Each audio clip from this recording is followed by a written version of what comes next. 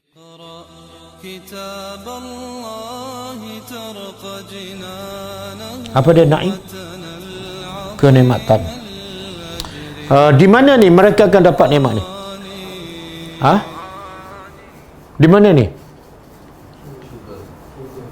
Mana ada sebut la fi naim fil jannah? Tak ada. Ataupun fil akhirat, tak ada. Kalau Allah tak sebut, jangan sebut. Kita khususkan pada akhirat, jangan. Bila Allah tak sebut, mana naim ni ialah dunia dan akhirat. Okey, kalau naim di akhirat kita boleh fahamlah dalam syurga kan. Tak ada penat, tak ada letih, tak ada sakit, tak ada tua, tak ada mati kan. Tak payah bekerja, kita boleh faham. Tapi naim kat dunia macam mana? Macam mana tu? Tenang macam mana? Mudah untuk buat? Tak ada sifat tenang ni. Ada sifat tenang yang lebih jelas daripada itu. Tanda sifat tenang yang lebih jelas daripada mudah nak buat amal. Ada orang mudah nak bangun malam tapi belum tentu tenang. Ada orang mudah nak pergi ke masjid 5 kali sehari tapi belum tentu tenang.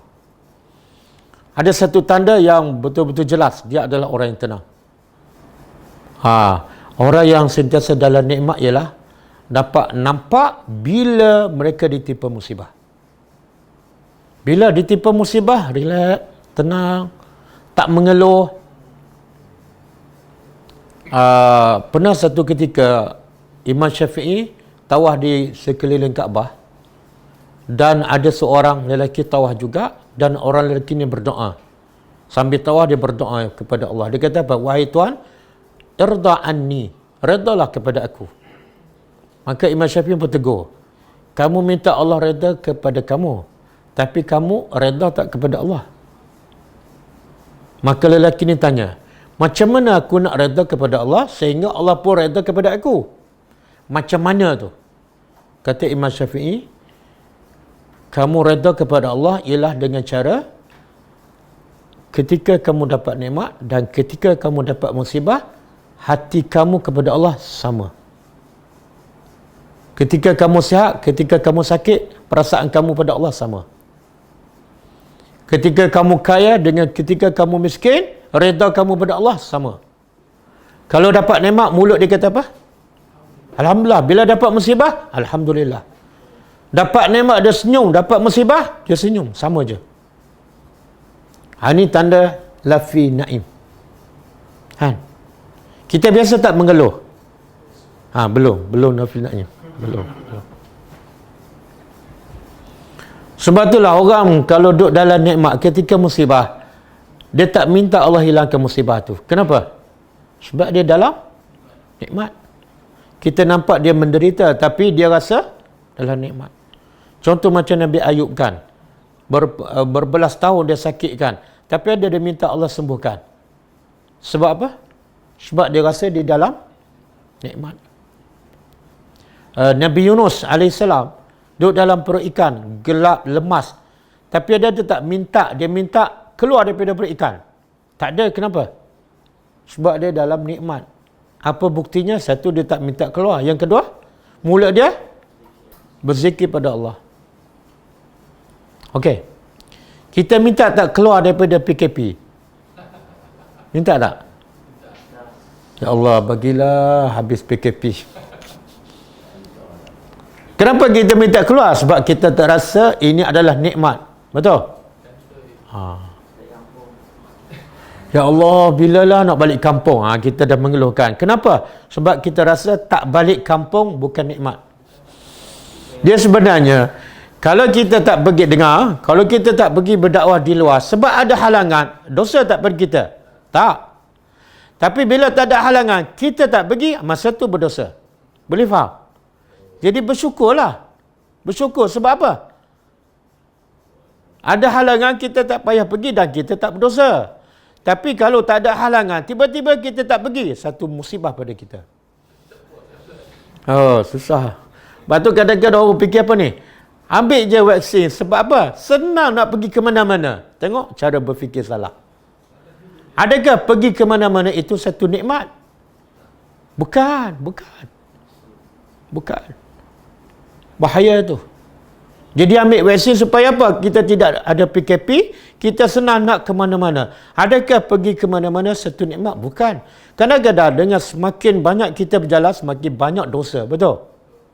Kadang-kadang dengan sebab PKP diangkat, maksiat lagi bermaharajalela. Tempat maksiat dibuka. Betul tak? Kelak malam dibuka. Kadang-kadang musibah lagi besar bila tidak ada PKP.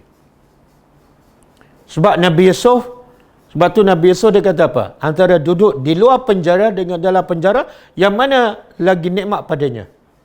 Kenapa? Tengok ayat dia, ayat Nabi Yusuf. Rabbi as-sijnu ahabbu ilayya mimma yad'unani ilai. Kata Yusuf kepada Allah, wahai Tuhan, as-sijnu, penjara. Penjara dengan PKP mana lebih sempit? Penjara kan? Wahai Tuhanku, penjara ahabbu, lebih aku cinta. Bila cinta, nikmat tak? Mimma, dari apa yang mereka ajak aku kepadanya. Mereka ni siapa? Persatuan isteri-isteri menteri. Bakit tak? Sebab apa? Persatuan isteri-isteri menteri mengajak dia buat. Jadi dia kata lebih baik duduk dalam penjara sebab jauh daripada dosa. Sebenar nikmat ialah jauh daripada dosa. Bukan nikmat berjalan. Kalau kita berjalan buat kerja dakwah jauh daripada dosa, okey. Boleh faham? Jadi okey je. PKP, alhamdulillah. Kalau dia angkat PKP, alhamdulillah. Sama. Itu makna dia dalam lafi na'im. Ada seorang salafus salih, dia kata apa? Kalau raja dan anak raja tahu, tengok dia buat contoh, raja ni ada macam-macam kan, mewah, macam-macam dia boleh buat kan. Tapi kalau raja dan anak raja tahu apa yang ada nikmat dalam hati orang beriman, apa raja dan anak raja akan buat pada kita? Dia akan ambil pedang, dia akan robek dada kita, dia ambil nikmat tu. Sebab apa? Dia tak rasa dengan nikmat tu. Dengan harta, dengan kuasa, dia tak akan rasa nikmat tu. Tapi orang beriman tak ada harta, tak ada kerajaan, tapi dia rasa nikmat tu. Walaupun tidak memiliki apa-apa. Sebab itulah Nabi kita SAW dapat solat malam sampai bengkak kaki. Walaupun rumahnya kecil, sempit, gelap. Sebab apa? Lafi na'im. اقرأ كتاب الله ترق جنانه وتنل عظيم الأجر والغفران